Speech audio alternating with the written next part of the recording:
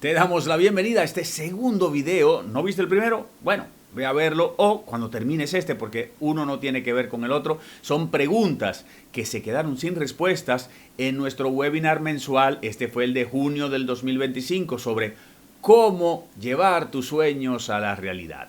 Sí, hay preguntas ahí que me las vas a estar haciendo Rodali Santana, que trabaja conmigo desde hace 16 años y es una banquera con mucha experiencia, 25 años de experiencia. Así que dale voz a lo que la gente pregunta.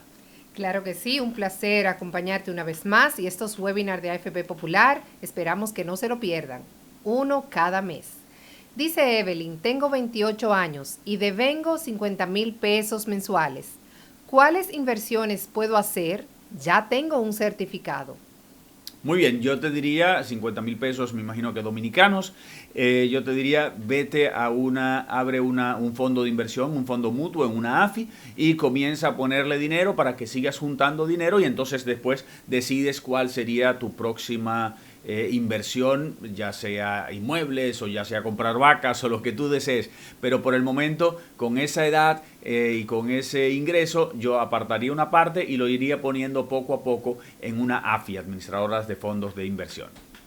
Y Laura María te dice, como madre, ¿qué inversión me recomiendas hacer para la escolaridad de mi hija?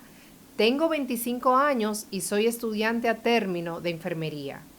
Interesante. Muy interesante, Rodali, tú hiciste cuando una vez yo hablé hace muchos años sobre tener esas inversiones, esos ahorros aparte. Yo te dejaría a ti para que le respondas con tu experiencia. Fue buenísimo escucharte aquella vez y saber que tenía que hacer ese ahorro de una manera automática.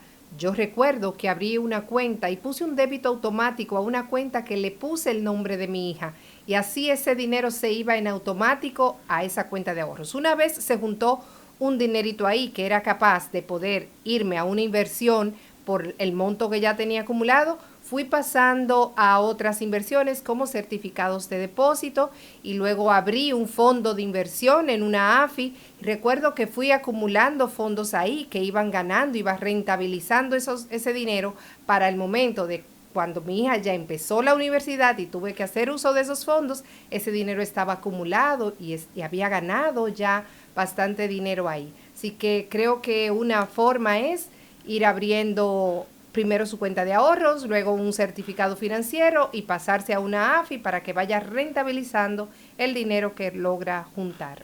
Así lo diría yo. Y Manuel te pregunta, ¿qué mentalidad debo tener para iniciar mi propio negocio? Bueno, te recomendaría ver mi curso sobre emprendedurismo, que no existe la palabra, pero sobre emprendedores, donde hablo de los 4 círculos, de donde se encuentran esos 4 círculos, o sea, qué me gusta a mí hacer, qué yo sé hacer, qué necesidad hay en el mercado y por qué me pagarían. Entonces, cuando uno encuentra todo eso, ahí yo diría, ahí está tu mentalidad, hacia dónde voy. Una mentalidad también, una filosofía mental que hay que cambiar cuando uno es emprendedor es la de emprendedor. Es un poco raro, pero sí. Cuando uno es emprendedor, a uno lo que lo motiva, lo que le da la dopamina es emprender. No es el éxito y mantener el éxito de un emprendimiento, sino emprender. Por eso nos llenamos de dopamina y vamos con esa hormona de la felicidad mientras nosotros vamos haciendo ese emprendimiento. Una vez está estable, arrancamos para otro. Y ahí es donde está el problema del emprendedor. Siempre se desvía de su emprendimiento principal hacia otro y termina descuidando el que le está haciendo que los otros tengan una vida que normalmente es efímera. Y posiblemente terminan quebrando todos los negocios por querer hacer muchos negocios, porque lo que lo motiva y todo lo que lo lleva es ese emprender.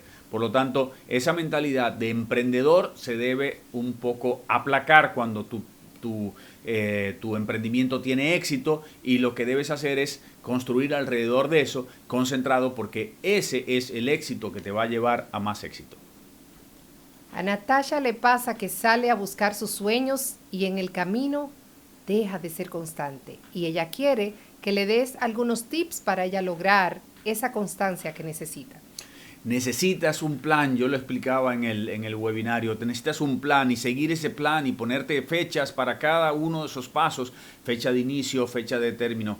Si tienes que ponerte en el teléfono recordatorios para hacer tal cosa hoy, tengo que estudiar, tengo que aprender tal cosa, tengo que ponerme, no sé, voy a decir, tengo que aprender inglés, tengo que ponerme 3 veces a la semana 1 hora de inglés, y eso tienes que hacerlo cuando aparece, ay, hoy no tengo deseos. Esto no es cuestión de deseos, el deseo tuyo es llegar a esa meta que te has puesto. Entonces tienes que perseguirla, tienes que caminarla, y lo ideal es que sea con gusto, que cada paso ese dé gusto, pero cuando no da gusto hay que levantarse. Es como cuando uno tiene un trabajo y tiene clientes, tiene un trabajo o tiene clientes, como es independiente como yo, y en un momento dado uno tiene un momento de baja y llega, hay que ir a atender al cliente. Diego tiene que ir a dar una charla. Diego no puede irse a dar una charla con esa mentalidad de que, ay, no quiero, no me gusta. No, tengo que agarrar y salir para allá. Y cuando llego me lleno de adrenalina y me doy cuenta qué lindo es uno tener esa disciplina. Seguir, seguir y seguir. Qué bien. Gladys dice, ¿se recomienda ir saldando deudas y tener ahorros en paralelo o enfocarse en algunas de las dos? Saldar deudas y tener ahorro, pero un monto específico que tú digas, con esto yo puedo hacerle frente a algunas cosas, algunos desvíos o cualquier cosa que tú digas, o sea, con esto yo tengo un fondo de paz, estoy en paz. Y entonces el resto lo dedico a ir saldando las deudas. Porque, como yo explicaba, nosotros tenemos un patrimonio que es lo que tenemos, los activos, menos lo que debemos. Si yo quiero aumentar el patrimonio, yo puedo aumentar mi ahorro, aumentar los activos o disminuir mis pasivos. La gran ventaja de disminuir los pasivos es que los pasivos crean más pasivo porque nos están endeudando, o sea, estamos pagando intereses cada vez más. Si yo voy reduciendo mi deuda, pago menos intereses y eso se convierte en un ahorro. Por lo tanto, es importante tener un monto que te dé paz, de ahorro, pero el resto dedicarlo a las deudas, pero con sistema, no solamente pagar deudas por pagar, sino con sistema, cuál pago primero, tabla de amortización, la que paga más intereses, etcétera, etcétera, etcétera. Esa era la respuesta para la pregunta de Gladys. Volvemos una atrás y hacemos la siguiente, que es la de Catherine. Catherine dice, ¿es recomendable ahorrar a plazo fijo? Sí, si tienes un buen monto de dinero, de tal manera que puedas negociar con el banco, como alguien que es importante para el banco. De otra manera, yo lo haría a través de fondos mutuos, que los fondos mutuos sí son importantes para el banco y yo estoy ganando mucho más que ir con un pequeño monto y quedarme ahí. Además de la flexibilidad que tiene el fondo mutuo, de que yo puedo entrar y salir, depende del plazo que yo ponga, puede ser diario, puede ser mensual, puede ser bimensual, trimensual, cada trimestre, cada año, depende cómo lo pongas, depende cómo se adecue a ti, a ese tipo de inversión que quieres hacer. Javier pregunta, ¿conviene esperar esa inflación que hablabas, Diego, en el webinar y sacarle partido comprando ahora dólares? Esto estábamos en junio del 2025. Esto parece que es una persona que hablaba de pesos dominicanos. La inflación es una cosa y la devaluación es otra. Yo no hablaba de la inflación, sino de la devaluación. El peso se iba a devaluar y bueno, ya comenzó. En junio yo decía que se iba a devaluar, estaba el 60 por 1, ya está el 61.25, 61.35, pero todavía debe llegar al 62.5, 63 para final de año. Por lo tanto, todavía es una opción para aquel que va a necesitar dólares. Si no vas a necesitar dólares y lo estás pensando para después cambiarlo a pesos, no vas a hacer negocio. A menos que se vaya por mucho, pero mientras tanto eso es una especulación.